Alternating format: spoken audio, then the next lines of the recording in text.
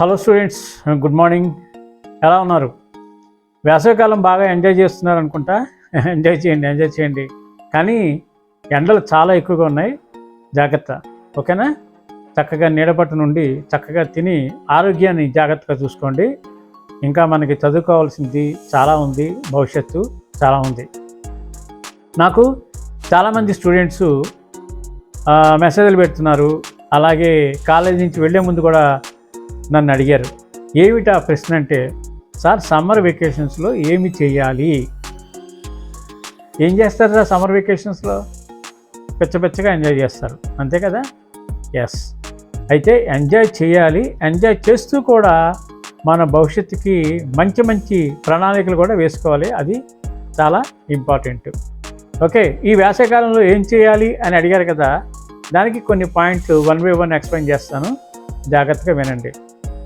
First point ఏంటంటే, ఎవరైతే first year complete చేసేసారో వాళ్ళకి మంచి స్కోరింగ్ వస్తుంది, ఇంకా బెంగ లేదు అనుకున్నవాడు ఏం చేస్తాడంటే, ఖచ్చితంగా వాడు ఈ పాటికి సెకండ్ ఇయర్ బుక్స్ కొనేసుకుని, లేకపోతే ఫ్రెండ్స్ దగ్గర నుంచి తెచ్చేసుకుని, సెకండ్ ఇయర్లో ఏ టాపిక్స్ ఉన్నాయి ఏంటి, ఫస్ట్ ఇయర్కి సెకండ్ ఇయర్కి కనెక్షన్ ఉందా లేదా, ఫస్ట్ ఇయర్ ఎకనామిక్స్కి సెకండ్ ఇయర్ ఎకనామిక్స్కి, కామర్స్కి, సివిక్స్కి, మ్యాథ్స్కి ఇలా కంపేర్ చేసుకుని చక్కగా వాడి ప్రణాళికలో వాడు ఉంటాడు. సో బాగా మంచి గోల్ సెట్ చేసుకున్న స్టూడెంట్స్ అలాగే ఉంటారు. రెండోది ఏంటంటే, ఎవరికైతే మార్కులు తక్కువ వస్తాయో, అరే సరిగా రాయలేకపోయాను అని బాధపడే స్టూడెంట్స్ ఉంటారు కదా, దానికి పెద్ద బాధపడిన అవసరం లేదు. అది పెద్ద సీరియస్ పాయింట్ కూడా కాదు. ఉదయం ఒక 2 గంటలు, మధ్యాహ్నం ఒక 2 గంటలు శుభ్రంగా చదవండి. చదివిన తర్వాత మీకు ఏప్రిల్ ఎండింగ్ కల్లా రిజల్ట్ వచ్చేస్తే, May first week or second వీక్లో ఇన్స్టెంట్ ఎగ్జామ్ అని ఉంటుంది. దాంట్లో బెటర్మెంట్ రాసుకోండి, ఇంప్రూవ్మెంట్ అంటారు దాన్ని. అంటే ఫర్ ఎగ్జాంపుల్, ఇప్పుడు మీకు ఎకనామిక్స్లో 40 వచ్చాయనుకోండి, గట్టిగా చదివి రాస్తే ఒక 48 మార్కులు వచ్చాయి అనుకోండి, లేకపోతే 50 వచ్చాయి అనుకుంటే, మీకు ఆ 48 లేదా 58 మార్కులు ఇవ్వడం జరుగుతుంది. ఒకవేళ 40 కన్నా తక్కువ వచ్చాయనుకోండి, మీకు 40 మార్కులు ఇస్తారు తప్పించి, కానీ ఆ 38 మార్కులు ఇచ్చి మళ్ళీ ఫెయిల్ అయితే చేయడు. అర్థమైందా? కాబట్టి ఇక్కడ ఇంప్రూవ్మెంట్ అంటే మార్కులు పెరిగితేనే మీకు యాడ్ అవుతాయి, పెరగకపోతే పాత మార్కులే యాజ్ ఇట్ ఈజ్గా ఉంటాయి. అర్థమైంది కదా ఈ విషయం? ఓకే, సో ఆ రకంగా ఏంటంటే, మార్కులు తక్కువ వస్తాయి అనుకున్న వాళ్ళు చక్కగా ఉదయం సాయంత్రం కొద్దిగా చదివేసుకుని ఆ పర్టికులర్ సబ్జెక్ట్లో ఇంప్రూవ్మెంట్ రాసేసుకుంటే స్కోరింగ్ అనేది బ్రహ్మాండంగా పెరిగిపోతుంది. సెకండ్ ఇయర్కి మీకు యాడెడ్ అడ్వాంటేజ్ అవుతుంది. థర్డ్ పాయింట్, చాలామంది స్టూడెంట్స్ పరీక్ష రాసేసారు, చాలామంది పాస్ అవుతారు, మన రిజల్ట్ మాత్రం బ్రహ్మాండంగా వస్తుంది, నో డౌట్. కానీ కొంతమంది స్టూడెంట్స్ మనం చెప్పలేము, దైవాధీనం అంతా కూడా. కొంతమంది స్టూడెంట్స్కి ఆల్రెడీ డౌట్ ఉండొచ్చు, ఈ పరీక్ష పోతుంది ఇది పోతుందని ఉండొచ్చు. అటువంటి స్టూడెంట్స్ ఎవరికి మీరు షేర్ చేసుకోలేకపోయినా, ఎవరికి చెప్పలేకపోయినా, బుద్ధిగా చక్కగా ఆ సబ్జెక్ట్స్ తీసుకుని హ్యాపీగా ఉదయం ఒక 3 గంటలు, మధ్యాహ్నం 3 గంటలు చదవండి. చదివిన తర్వాత ఆ ఎగ్జామ్ రాసి మీరు పాస్ అవ్వచ్చు. అర్థమైంది కదా? ఓకే, నెక్స్ట్, చాలామంది స్టూడెంట్స్కి కొన్ని హాబీస్ ఉంటాయి. అంటే ఏదో నేర్చుకోవాలి, అది నేర్చుకోలేకపోయాను, ఇది నేర్చుకోలేకపోయాను అనే ఒక బాధ ఉంటుంది కదా, ఆ బాధను కూడా పోగొట్టుకోండి. మీకు ఇష్టమైనది శుభ్రంగా నేర్చుకోండి. మీకు ఇష్టమైన ఫోటోగ్రఫీ కానీ, వీడియోగ్రఫీ కానీ, లేకపోతే ఎలక్ట్రానిక్ ఐటమ్స్లో టీవీ రిపేరింగ్ కానీ, లేదా మొబైల్ రిపేరింగ్ కానీ, ఇటువంటి ఏ కోర్స్ అయినా చక్కగా నేర్చుకోండి. తర్వాత వీడియో షూటింగ్, వీడియో ఎడిటింగ్, ఇలా ఏదైనా సరే మీకు నచ్చిన విషయాన్ని తీసుకుని దాంట్లో మీరు ఒక ట్రైనింగ్ తీసుకుని చక్కగా కాలేజ్ ఓపెన్ అయ్యే సమయానికి ఒక మంచి క్వాలిఫికేషన్తో వచ్చి నాతో షేర్ చేసుకోండి. ఓకేనా? రైట్. సో అదొక అడ్వాంటేజ్, దానివల్ల నష్టం అయితే ఏమీ లేదు, కానీ చాలా అడ్వాంటేజ్ అనేది ఉంటుంది. నెక్స్ట్, కొంతమంది సిఈసి స్టూడెంట్స్ ఏదో వాళ్ళు చెప్పారు వీళ్ళు చెప్పారని చెప్పి సిపిటి తీసుకోవడం జరిగింది. వాళ్ళకి ముఖ్యంగా చెప్పేది ఏంటంటే, జాగ్రత్తగా ఆలోచించుకోండి. ఈ సిపిటి ఎగ్జామ్ ఫస్ట్ ఇయర్లో మీరు రాశారా? అంటే టెస్టులు రాశారు కదా, ఎలా ఉంది ఏంటి?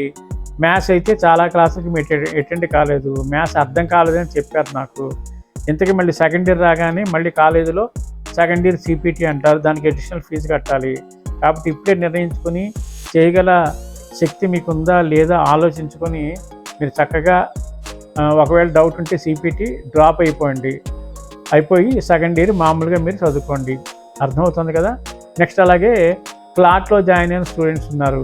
ఈ క్లాట్లో ఉండే స్టూడెంట్స్కి దాంట్లో పెద్ద కష్టమే ఉండదు. మ్యాక్సిమం ఇంట్రెస్ట్ ఉన్నవాడు ఎలాగైనా పాస్ అయిపోతాడు.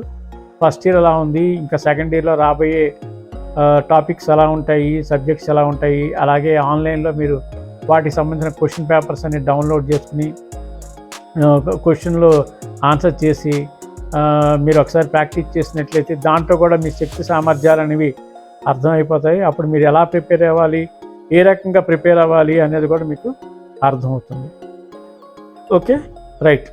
అయితే ఎవరైతే సిపిటి ఎగ్జామ్ అంటే ముఖ్యంగా ఎంఈసి వాళ్ళు సిపిటి రాశారు, వాళ్ళకైతే ఏ ప్రాబ్లం ఉండదు.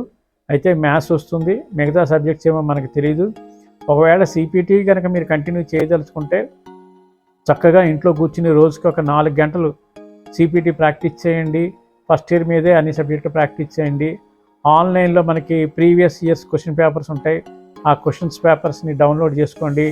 తర్వాత కీలు కూడా ఉంటాయి, ఆన్సర్లు చెక్ చేసుకోండి. అలాగే చుట్టుపక్కల ఎవరైనా సిఏ చేసిన వాళ్ళు ఉంటే, చేస్తున్న వాళ్ళు ఉంటే, సిపిటి రాసిన వాళ్ళు ఉంటే వాళ్ళని ఒకసారి వెళ్ళి కనుక్కోండి. వాళ్ళ ఎక్స్పీరియన్సెస్ కూడా షేర్ చేసుకోండి. సో దాంట్లో మీకు వాళ్ళు చెప్పే పాజిటివ్స్ ఏమైనా ఉంటే అవి తీసుకుని మీరు అప్లై చేసుకోవచ్చు. కాబట్టి సిపిటి. అలాగే కొంతమంది సిపిటి నేను రాయలేను సార్, సిఎంఎస్ రాస్తాను అనుకున్న వాళ్ళు సిఎంఎస్ కోసం ఆన్లైన్లో మీరు చెక్ చేసుకోండి. అన్ని డీటెయిల్స్ మీకు దొరుకుతాయి. సిఎంఎస్లో ఎన్ని పేపర్స్ ఉంటాయి అన్న విషయాన్ని కూడా మీకు తెలుస్తాయి. పేపర్లు కొన్ని డౌన్లోడ్ చేసుకోండి, సరదాగా చూడండి. ఏంటేంటి సబ్జెక్ట్ ఉంటాయి, మనం ఆన్సర్ చేయగలమా లేదా చూసుకోండి. చూసుకుని అప్పుడు సిపిటి చేయలేను అని అనుకున్న వాళ్ళు సిఎంఎస్ చేస్తామని చెప్పారు నాతో మంది, వాళ్ళు కూడా ఒకసారి చెక్ చేసుకోండి. చెక్ చేసుకున్న తర్వాత పొజిషన్ మీకు అర్థమవుతుంది. లేదు సిపిటి సిఎంఎస్ రెండు ఇప్పుడు చేయలేమనుకుంటే ఇప్పుడు ఇంటర్ సెకండ్ ఇయర్లో టెన్షన్ పడకుండా రిలాక్స్ అవ్వండి. డిగ్రీ అయిన తర్వాత వేరే కోర్స్ ఉంది సిఎస్ అని, కంపెనీ సెక్రటరీ చేసుకోవచ్చు. ఓకేనా? తర్వాత డిగ్రీలో కూడా మీరు సిఎంఎస్ చేసుకోవచ్చు డిగ్రీతో పాటుగా. తర్వాత చాలా అవకాశాలు ఉన్నాయి. కాబట్టి మీరు చక్కగా ప్లాన్ చేసుకోండి. చదివేవాడికి బోల్డ్ ఆలోచనలు ఉంటాయి, మంచి ప్లాన్లు ఉంటాయి, మంచి ప్రణాళికలు ఉంటాయి. కాబట్టి చదువుకునేవాడికి ఎటువంటి బెంగ అనేది ఉండదు. చక్కగా ప్లాన్ చేసుకోండి. ఓకేనా? అలాగే ఈ ఎండ పట్టున ఎండలో ఎక్కువగా తిరక్కండి. ఎండ చాలా తీవ్రంగా ఉంది లాస్ట్ ఇయర్ మీద. సో వడదెబ్బ తగిలితే చాలా కష్టం. ఫ్యామిలీస్తో బ్రహ్మాండంగా ఎంజాయ్ చేయండి. మంచి వాల్యుబుల్ ఇన్ఫర్మేషన్ ఉంటే గ్యాదర్ చేయండి. అలాగే మీ రిలేటివ్స్లో కానీ ఫ్రెండ్స్లో కానీ ఎవరైనా ఫారిన్ కంట్రీస్లో చదువుకున్న వాళ్ళైతే వాళ్ళని కలుసుకోండి, వాళ్ళ అనుభవాలంటే తెలుసుకోండి. ఇలాగ ఎప్పటికప్పుడు మీరు అభివృద్ధిలోకి రావాలి. కాబట్టి మీకు మంచి భవిష్యత్తు ఉంది కాబట్టి మీరు అటువంటి ప్రణాళికలు చేసుకుంటూ ముందుకు పోవాలి. సో చాలా రోజులైంది వీడియో చేద్దామని వీడియో చేయడానికి అవ్వలేదు. సో ఈరోజు అవకాశం దొరికింది. సో తప్పకుండా మీకు ఈ విషయాన్ని తెలియచేయాలని చెప్పే ఉద్దేశంతో ఈ వీడియో చేశాను. తప్పకుండా ఇప్పటి వరకు మన ఛానల్ని ఎవరైతే సబ్స్క్రైబ్ చేసుకోలేదో ఇప్పుడే ఈ క్షణమే సబ్స్క్రైబ్ చేసుకుని ఆ పక్క నుండి బెల్ బటన్ మ్రోగించండి. అలాగే వీలైతే ఒక్కొక్కళ్ళు ఒక 10 మంది చేత సబ్స్క్రైబ్ చేయించండి. ఎక్కువ మందికి షేర్ చేయండి. సో మనకి అకౌంటింగ్తో పాటు చాలా వాల్యుబుల్ ఇన్ఫర్మేషన్ కూడా దీంట్లో ఇవ్వడం జరుగుతుంది. కాబట్టి మోటివేషనల్ క్లాసెస్ ఉంటాయి, ఇంకా వేరే కాంపిటేటివ్ ఎగ్జామ్స్ సంబంధించిన ఇన్ఫర్మేషన్ అవి ఇవి చాలా దీంట్లో ఉంటాయి. కాబట్టి అందరికీ యూజ్ఫుల్ అవుతుంది. కాబట్టి తప్పకుండా షేర్ చేయండి. సో ఒక్కొక్కళ్ళు ఒక 10 చేసినా మనకి ఈజీగా ఒక 1000 సబ్స్క్రిప్షన్స్ అయితే అయిపోతాయి. మీ కాలేజీ వచ్చే సమయానికి మోహన్ సార్ ఇదిగో నా తరపు నుంచి ఒక 10 అని చెప్పి మీరు సబ్స్క్రిప్షన్స్ నాకు ఇచ్చినట్లయితే నేను చాలా చాలా చాలా చాలా హ్యాపీ ఫీల్ అవుతాను. రేపు మర్చిపోకండి, మీకు పర్సనల్గా చెప్పాను, రిక్వెస్ట్ చేసి చెప్పాను. గురువుగారు చెప్పిన తర్వాత చెయ్యకపోవడం అనేది ఉండకూడదు. ఒక మంచి పని, గురువుల మాట పాటించండి, గురువులకి గౌరవం ఇవ్వండి. ఇంత రిక్వెస్ట్ చేసిన తర్వాత మీరు చెయ్యకపోతే ఎలాగరా? ఇప్పటివరకు కొద్దిమంది చేశారు, చాలామంది చేయలేదు. తప్పకుండా చెయ్యండి. ఓకేనా? అలాగే ఇంకా ఏమన్నా మీకు ఇన్ఫర్మేషన్ కావాలంటే నా ఫోన్ నెంబర్ మీ దగ్గర ఉంది, లేకపోతే మీ ఫ్రెండ్స్ దగ్గర ఉంది. ఫోన్ నెంబర్ తీసుకుని మీకు కావాల్సిన ఇన్ఫర్మేషన్ ఏదైనా ఉంటే మీరు నాకు మెసేజ్ ఫార్వర్డ్ చేయండి. సో నాకు వీలున్నప్పుడు కాల్ చేస్తాను, మాట్లాడుకుందాం. మీకు కావాల్సిన ఇన్ఫర్మేషన్ నేను గ్యాదర్ చేస్తా. మన ఛానల్ని మాత్రం సబ్స్క్రైబ్ చేయడం మాత్రం మర్చిపోకండి. ఓకేనా? మళ్ళీ మరొక వాల్యుబుల్ ఇన్ఫర్మేషన్తో మీ ముందుకు వస్తాను. అంతవరకు bye bye, your Mohan sir. Wish you happy summer vacations. Thank you all.